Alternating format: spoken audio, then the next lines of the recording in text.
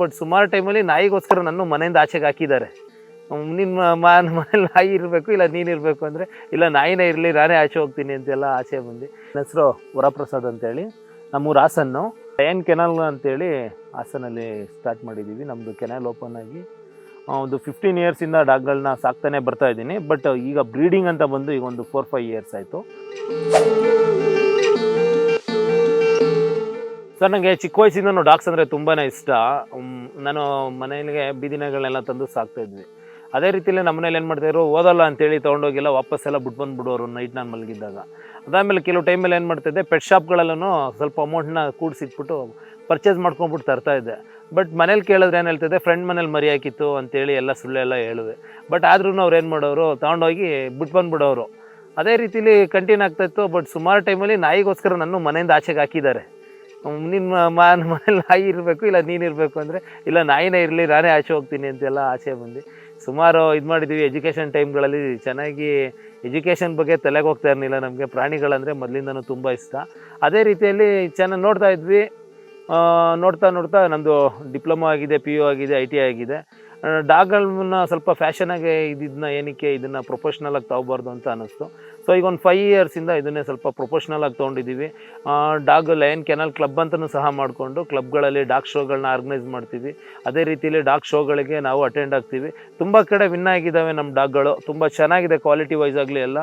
ಪ್ರತಿಯೊಂದು with KCA ಡಾಗ್ಸ್ಗಳನ್ನೇ ನಾವು ಸಾಕ್ತಾಯಿದ್ದೀವಿ. ಇದು ಡಾಬರ್ಮೆನ್ ಬಗ್ಗೆ ಎಷ್ಟು ಕಲಿದ್ರೂ ಇನ್ನೂ ತಿಳ್ಕೊಳ್ಳೋ ಅಂಥದ್ದು ಇದ್ದೇ ಇರುತ್ತೆ. ಯಾಕಂದರೆ ಡಾಗ್ಗಳಲ್ಲೂ ನಾವು ಸ್ವಲ್ಪನೇ ಇತ್ತೀಚೆಗೆ ಕಲಿತಾ ಇದ್ದೀವಿ.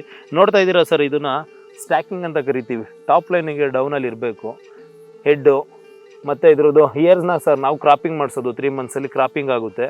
ನೋಡ್ತಾ ಇದ್ದೀರಾ, ಒಳ್ಳೆ ಬ್ರಾಡ್ ಚೆಸ್ಟ್ ಇದೆ, ಒಳ್ಳೆ ಲೆಂತ್ ಇದೆ ಡಾಗು.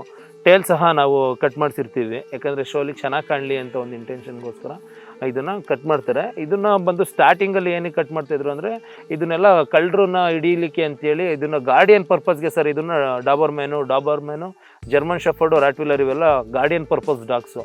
ಇವೇನಾಗುತ್ತೆ, ಈಸಿಯಾಗಿ ಡಾಗ್ ಕಳ್ಳರ ಕೈಲಿ ಏನಾದ್ರು ಸಿಕ್ಕಾಕೊಬೋದು, ಅಥವಾ ಬೇರೆ ಡಾಗ್ಸ್ಗಳು ಅಟ್ಯಾಕ್ ಮಾಡಿದಾಗ ಇವು ಸಿಗಾಕೋಬಾರ್ದು ಅಂತೇಳಿ ಇದ್ರದ್ದು ಟೇಲ್ನ ಕಟ್ ಮಾಡಿಸ್ತಾರೆ ಸರ್. ಅದೇ ರೀತಿಲಿ ಏನಾಗುತ್ತೆ, ಕಿವಿನೂ ಸಹ ಅದೇ ರೀತಿ ಕಿವಿನ ಸಹ ಕ್ರಾಪಿಂಗ್ ಮಾಡಿಸ್ತಾರೆ. ಕ್ರಾಪಿಂಗ್ ಮಾಡಿಸ್ಲಿಲ್ಲ ಅಂದರೆ ಏನು ಯೂಸ್ ಇಲ್ವಾ ಅಂತ ಕೇಳ್ಬೋದು. ಕ್ರಾಪಿಂಗ್ ಮಾಡಿದ್ರೂ ಏನು ತೊಂದರೆ ಇಲ್ಲ, ಮಾಡಿಸ್ಲಿಲ್ಲ ಅಂದ್ರೂ ಆ ಥರದ್ದೇನು ಯೂಸ್ ಆಗೋಲ್ಲ.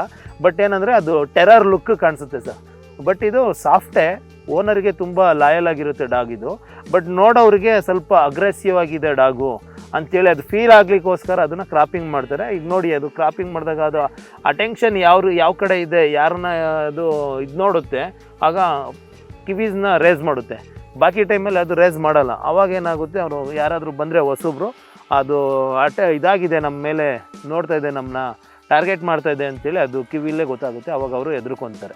ಸೊ ಅದೊಂದು ಉದ್ದೇಶ. ಮತ್ತು ಸೆಲೆಕ್ಷನ್ ಮಾಡಬೇಕಾದಾಗಲೂ ಸರ್ ಅದೇ ರೀತಿಲಿ ಸ್ವಲ್ಪ ಲೆಂತ್ ಇರೋ ಡಾಗ್ಸ್ಗಳನ್ನ ತೊಗೊಬೇಕಾಗತ್ತೆ.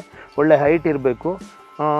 ಹೆಲ್ತ್ ಕಂಡೀಷನ್ಸ್ ಪೇರೆಂಟ್ಸ್ಗಳದ್ದು ಯಾವ ರೀತಿ ಇದೆ, ಮತ್ತು ಬ್ಲಡ್ ಲೈನ್ನ ಸರ್ ನೋಡಬೇಕು. ಇನ್ಲೈನ್ ಬ್ರೀಡಿಂಗ್ ಆಗಿರುತ್ತೆ ಕೆಲವು ಟೈಮ್ಗಳಲ್ಲಿ. ಅದನ್ನೆಲ್ಲನೂ ನೋಡಿ ನಾವು ಲೈನೇಜ್ನ ಚೆಕ್ ಮಾಡಿ ಪಪ್ಪೀಸ್ಗಳನ್ನ ಸೆಲೆಕ್ಟ್ ಮಾಡ್ಕೊಂಡು ತೊಗೊಬೇಕಂತ ಹೇಳೋಕ್ಕೆ ಇಷ್ಟಪಡ್ತೀನಿ.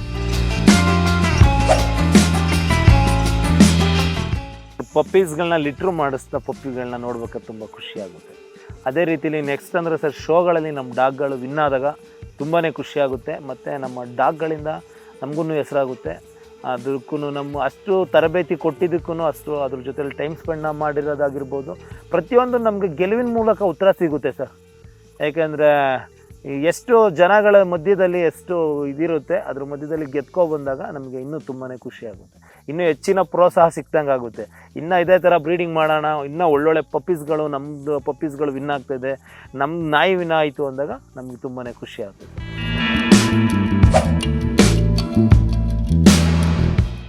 ಇದೆ ಅಂತ ಹೇಳಿದ್ರು ಬಿಂಗೋ ಸರ್, ಇಂಡಿಯನ್ ಚಾಂಪಿಯನ್ ಆಗಿದೆ. KCA ಶೋಗಳಲ್ಲಿ ಇಂಡಿಯನ್ ಚಾಂಪಿಯನ್ ಆಗೋದು ಈಸಿಯ ಮ್ಯಾಟ್ರ್ ಅಲ್ಲ ಸರ್. ಇಂಡಿಯನ್ ಒಂದು ಕಂಟ್ರಿ ಚಾಂಪಿಯನ್ ಅವನು. ಸೊ ಬೇರೆ ಔಟ್ಲೈನಿಂದ ಇಂಪೋರ್ಟ್ ಮಾಡಿಸ್ಕೊಂಡಿರೋ ಡಾಗ್ಸ್ಗಳ ಮಧ್ಯದಲ್ಲಿ ಚಾಂಪಿಯನ್ ಆಗಿದ್ದಾನೆ. ಅದಾದ ರೀತಿಯಲ್ಲಿ ಇದನ್ನು ಕೆಲವು ಶೋಗಳಿಗೆ ಹಾಕಿದ್ದೀವಿ. ತುಂಬ ಶೋಗಳಲ್ಲಿ ರಿಸರ್ವ್ ಪಪ್ಪಿ ಆಗಿರ್ಬೋದು, ರಿಸರ್ವ್ ಡಾಗ್ಸ್ ಆಗಿರ್ಬೋದು, ತುಂಬಾ ಹೆಸರುಗಳನ್ನ ಮಾಡಿಕೊಟ್ಟಿದೆ. ಡಾಗ್ಗಳಿಂದ ನಮ್ಮನ್ನು ರೆಕಗ್ನೈಸ್ ಮಾಡ್ತಾರೆ, ನಮ್ಮನ್ನು ಗುರುತಿಸ್ತಾರೆ ಶೋಗಳಲ್ಲಾಗ್ಬೋದು. ಅದೇ ರೀತಿಯಲ್ಲಿ ಇದ್ರದ್ದು ಶೋ ವಿನ್ ಆದಾಗ ಪಪ್ಪೀಸ್ಗಳು ಇದ್ರದ್ದು ನನಗೆ ಬೇಕು ಅಂತ ಮೊದಲೇ ಬುಕ್ ಮಾಡ್ಕೊತ ಅಂತಾರೆ. ಯಾಕಂದರೆ ಇದೆಲ್ಲ ಸರ್ ಲೈನೇಜ್ ಆಗಲೇ ಮೇಂಟೈನ್ ಮಾಡಬೇಕು ಅಂತ ಹೇಳಿದೆ. ಕೆಲವು ಟೈಮ್ಗಳಲ್ಲಿ ಲೈನೇಜ್ ಮಿಸ್ ಆಗಿರುತ್ತೆ. ಬಟ್ KCA ಅಂತಲೇ ಒಂದಿದೆ ಸರ್, ಅದೇನು ಮಾಡುತ್ತೆ ಲೈನೇಜ್ಗಳನ್ನ ಮೇಂಟೈನ್ ಮಾಡಲಿಕ್ಕೆ ವಿತ್ ಪೇಪರ್ ಇರುತ್ತೆ. ಪೇಪರ್ನೇ ನಮ್ಮದು ವಂಶವೃಕ್ಷ ಯಾವ ರೀತಿ ಹೇಳ್ತೀವಿ ಅದೇ ರೀತಿಲಿ ವಂಶವೃಕ್ಷ ಯಾವ್ದು ಮದರ್ ಯಾವ್ದು ಫಾದರ್ ಅದ್ರ ಪಪ್ಪಿ ಏನಿದೆ ಅದೇ ಥರ ಕ್ಯಾರಿ ಮಾಡ್ತಾ ಬರುತ್ತೆ. ಅದನ್ನು ಸರ್ KCA ಪಪ್ಪೀಸ್ಗಳನ್ನ ತೊಗೊಳ್ಳಿ ಅಂತ ಹೇಳೋಕ್ಕೂ ಸಹ ಇಷ್ಟಪಡ್ತೀನಿ. ಕ್ವಾಲಿಟೀಸ್ ಪಪ್ಪೀಸ್ಗಳನ್ನ ಹೋಗಿ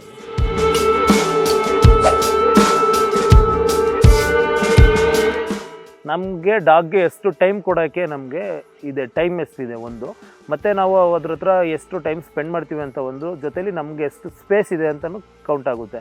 ಯಾಕೆಂದರೆ ಈಗ ಡಾಬರ್ಮೆನ್ನು ಜರ್ಮನ್ ಶಫರ್ಡ್ ಅಂತೆಲ್ಲ ಅಂದರೆ ಚಿಕ್ಕ ಮನೇಲಿ ಅಥವಾ ರೆಂಟೆಡ್ ಹೌಸ್ಗಳಲ್ಲಿ ಇಟ್ಕೊಳ್ಳೋಕ್ಕಾಗಲ್ಲ. ಇದಕ್ಕೆ ಡೈಲಿ ಹೆಂಗಿಲ್ಲ ಅಂದರೂ 2 to 4 ಕಿಲೋಮೀಟರ್ಸ್ ವಾಕ್ ಕೊಡಬೇಕಾಗುತ್ತೆ. ಅದ್ರ ಜೊತೆಲಿ ಅದ್ರದ್ದು ಹೆಲ್ತ್ ಕಂಡೀಷನ್ ಸಹ ನಾವು ನೋಡ್ಕೊಬೇಕು. ವಾಕ್ ಕೊಡಲಿಲ್ಲ ಅಂದರೆ ಅದು ಕಾಲುಗಳೆಲ್ಲ ಅದಕ್ಕೆ ವೀಕ್ ಆದಂಗೆ ಫೀಲ್ ಆಗುತ್ತೆ. ಅದೇ ಜೊತೆಲಿ ಅದು ಫುಡ್ ಸ್ಟೈಲು ಮತ್ತು ಇದಕ್ಕೆಲ್ಲ ಸ್ವಲ್ಪ ಖರ್ಚು ಜಾಸ್ತಿನೇ ಇರುತ್ತೆ ಸರ್. ಯಾಕಂದರೆ ರೆಗ್ಯುಲರ್ ಫುಡ್ಗಳನ್ನ ಇವಕ್ಕೆ ಮೇಂಟೈನ್ ಮಾಡೋಕ್ಕಾಗಲ್ಲ, ಮತ್ತು ಇದು ಫುಡ್ ಇಂಟೇಕು ಸ್ವಲ್ಪ ಜಾಸ್ತಿನೇ ಇರುತ್ತೆ. ಸೊ ಆಗ ಏನಂದರೆ ನಮಗೆ ಇನಿಷಿಯಲಿ ನಮಗೆ ಫೈನಾನ್ಷಿಯಲ್ಲೂ ಚೆನ್ನಾಗಿರಬೇಕು, ವಿತ್ ಟೈಮೂ ಚೆನ್ನಾಗಿರಬೇಕು. ಅದೇ ರೀತಿಯಲ್ಲಿ ಈಗ ಡಾಬರ್ಮೆನು ಶಫರ್ಡ್ ಅಂದರೆ ನಾವು ಅದ್ರ ಜೊತೆಲಿ ರನ್ನಿಂಗ್ ಮಾಡಬೇಕು ಸರ್. ಡೈಲಿ ಈಗ ಬರೀ ಅದನ್ನು 2 to 4 ಕಿಲೋಮೀಟರ್ಸ್ ಅದನ್ನ ಜೊತೆಯಲ್ಲಿ ನಾವು ಸಹ ರನ್ ಮಾಡೋಕ್ಕೆ ರೆಡಿ ಇರಬೇಕು. ಓಕೆ, ನಮ್ಮ ಹೆಲ್ತ್ ಕಂಡೀಷನು ಸಹ ಅದೇ ರೀತಿಲಿ ಚೆನ್ನಾಗಿದ್ದಾಗ ನಾವು ಅದು ಓಡ್ಬೋದು. ಅದನ್ನ ಬಿಟ್ಟು ಈಗ ಇಲ್ಲ ನಾನು ನೋಡಿದೆ ಜರ್ಮನ್ ಶಫರ್ಡ್ ಚೆನ್ನಾಗಿದೆ ನಾನು ತೊಗೊಬಂದೆ ನಾನು ಇಟ್ಕೊಳ್ತೀನಿ ಒಂದು ಕೇಜಲ್ಲಿ ಹಾಕ್ತೀನಿ ಅಂದರೆ ಸರ್ ಅದ್ರ ಲೈಫು ಸಹ ಹಾಳಾಗುತ್ತೆ, ಮತ್ತು ಅದರಿಂದ ನಮಗೂ ಸಹ ಪ್ರಾಬ್ಲಮ್ ಆಗುತ್ತೆ. ಸೊ ಕೆಲವು ಟೈಮಲ್ಲಿ ಏನಾಗಿರುತ್ತೆ ಅಂದರೆ ಈಗ ಅವ್ರ ಮನೇಲಿ ಕ್ರಾಸಿಂಗ್ ಮಾಡಿಸಿರೋರು ಆ ಡಾಗ್ನ ಯಾವ ಮೇಲ್ನ ಯೂಸ್ ಮಾಡಿದ್ದಾರೆ ಅಂತ ಅವ್ರಿಗೆ ಗೊತ್ತಿರೋಲ್ಲ ಫಸ್ಟು. ಆಮೇಲೆ ಲಾಸ್ಟಿಗೆ ಒಂದೊಂದು ಟೈಮಲ್ಲಿ ಏನಾಗಿರುತ್ತೆ, ನಾವು ಬ್ರೀಡರ್ಸ್ ಆಸ್ ಎ ಬ್ರೀಡರ್ ಪಪ್ಪಿ ಕೊಡಬೇಕಾದಾಗ ಯಾವ ಪಪ್ಪಿನ ಯಾರಿಗೆ ಕೊಟ್ಟಿದ್ದೀನಿ ಅದ್ರದ್ದು ಫಾದರ್ ಯಾವುದು ಮದರ್ ಯಾವುದು ಅಂತ ಅವ್ರಿಗೆ ಬ್ರೀಡರ್ಸಿಗೆ ಗೊತ್ತಿರುತ್ತೆ. ಮತ್ತು ಅದ್ರ ಮದರ್ ಫಾದರ್ ಅವ್ರ ಹತ್ರನೇ ಇರುತ್ತೆ. ನೆಕ್ಸ್ಟಿಗೆ ಆ ಪಪ್ಪಿ ಏನಾರು ಅವರು ಮತ್ತೆ ನೆಕ್ಸ್ಟ್ ಕೊಡಬೇಕಾದಾಗ್ಲೂ ಬೇರೆ ಇದನ್ನು ಇದು ಮಾಡಿರ್ತಾರೆ ಹೊರತು ಇನ್ಲೈನ್ ಬ್ರೀಡಿಂಗ್ ಆಗಿರೋಲ್ಲ. ಅದೇ ಮನೆಗಳಲ್ಲಿ ಏನಾಗಿರುತ್ತೆ, ಈಗ ನಮ್ಮ ಹತ್ರನೇ ಈಗ ಬ್ರೀಡರ್ ಹತ್ರ ಒಬ್ಬರು ಏನು ಮಾಡ್ತಾರೆ, ಒಂದು ಮೇಲ್ ಪಪ್ಪಿ ತೊಗೊಂಡಿರ್ತಾರೆ, ಅದೇ ಬ್ಯಾಚಿಂದು ಫೀಮೇಲ್ ಪಪ್ಪಿ ಅವ್ರ ಪಕ್ಕದ ಮನೆಯವ್ರು ತೊಗೊಂಡಿರ್ತಾರೆ.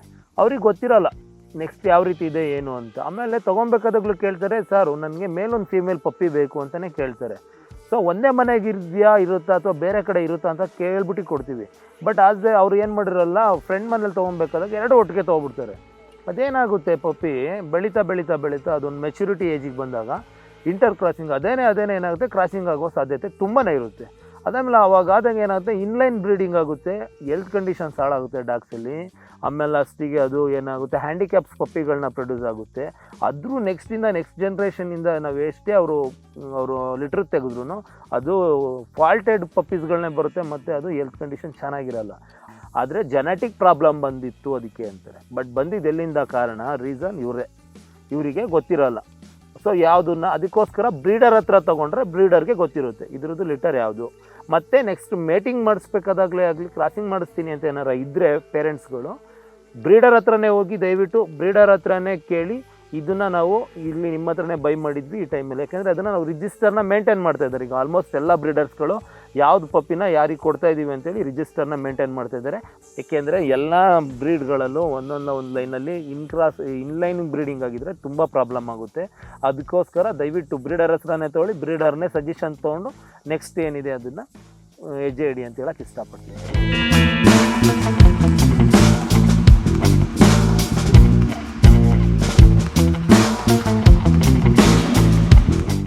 ರಾಪಿಪೇಟೆಗೆ ಫಸ್ಟ್ ಸರ್ ಥ್ಯಾಂಕ್ಸ್ ಹೇಳೋಕ್ಕೆ ಇಷ್ಟಪಡ್ತೀನಿ ಸರ್. ಫಸ್ಟು ಬ್ರೀಡರ್ಸ್ಗಳನ್ನ ಗುರುತಿಸಿ ಒಂದು ಪ್ಲ್ಯಾಟ್ಫಾರಮ್ನ ಕೊಟ್ಟಿದ್ದಕ್ಕೆ ಸರ್ ಹ್ಯಾಂಡ್ಸ್ ಆಫ್ ಅಂತ ಹೇಳೋಕ್ಕೆ ಇಷ್ಟಪಡ್ತೀನಿ. ಅದೇ ರೀತಿಲಿ ಸೆಕೆಂಡ್ ಸರ್, ನಮ್ಮ ಫ್ರೆಂಡ್ ಅವರು ನನಗೆ ಇದನ್ನು ಸಜೆಸ್ಟ್ ಮಾಡಿದ್ರು ರಾಪಿಪೇಟ್ನ. ಸೊ ಈಸಿಯಾಗಿದೆ ರಿಜಿಸ್ಟರ್ ಆಗೋದು ಸಹ. ಇನ್ನೊಂದು 3 ಈಸಿ ಸ್ಟೆಪ್ಸ್ಗಳಿದೆ, ಡೀಟೇಲ್ಸ್ ಹಾಕೋದು, ರಿಜಿಸ್ಟರ್ ಆಗೋದು, ಮತ್ತು ಅದೇ ರೀತಿಯಲ್ಲಿ ಒಂದು ಆಸ್ ಎ ಬ್ರೀಡರ್ನ ಆಗಲಿ ಮತ್ತು ಒಬ್ಬರ ಪೆಟ್ ಓನರ್ ಆಗಿರೋದು ಅವ್ರನ್ನ ಟಚ್ ಮಾಡಲಿಕ್ಕೆ ಒಂದು ಒಳ್ಳೆ ದಾರಿ ಅಂತ ಹೇಳೋಕ್ಕೆ ಇಷ್ಟಪಡೋದು. ಮತ್ತು ಪ್ರತಿ ಒಂದು ಪೆಟ್ ಪೇರೆಂಟ್ಸ್ಗೆ ಪಪ್ಪಿನ ತಲುಪಿಸಲು ಒಂದು ವೇದಿಕೆ ಅಂತ ಹೇಳೋಕ್ಕೆ ಇಷ್ಟಪಡ್ತೀನಿ ಸರ್. ಒಳ್ಳೊಳ್ಳೆ ಪಪ್ಪೀಸ್ಗಳನ್ನ ಇರುತ್ತೆ, ಅವ್ರು ಎಲ್ಲಿ ಬೈ ಮಾಡಬೇಕು ಅಂತ ಗೊತ್ತಿರೋಲ್ಲ.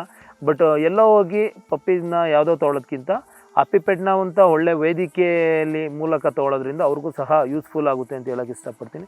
ಮತ್ತು ಇದು ಜಗತ್ತಿನ ಎಲ್ಲ ಕಡೆಯಲ್ಲೂ ಒಂದು ಉನ್ನತ ಸ್ಥಾನಕ್ಕೆ ಬೆಳೆಯುತ್ತೆ, ಬೇಗ ರೀಚ್ ಆಗುತ್ತೆ ಅಪ್ಪಿಪೆಟ್ ಅಂತ ಹೇಳೋಕ್ಕೆ ಇಷ್ಟಪಡ್ತೀನಿ ಸರ್.